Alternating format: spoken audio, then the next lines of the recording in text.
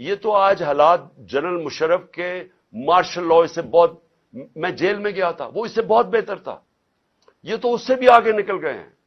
ایسی تو کبھی حالات تھے ہی نہیں پاکستان میں. تو میں آج آپ ساری قوم کو آج اس چیز پہ خبردار کر رہا ہوں کہ آپ کو تیار ہونا چاہیے اپنی آزادی کی حفاظت کرنا. جمہوریت اور آئین کی اور رول آف لاء یا قانون کی حکمرانی کی حفاظت کرنے کا مطلب اپنی آزادی کی حفاظت کرنا، اور یہ ہوتی ہے حقیقی آزادی. تو آپ کو سب کو تیار ہونا چاہیے.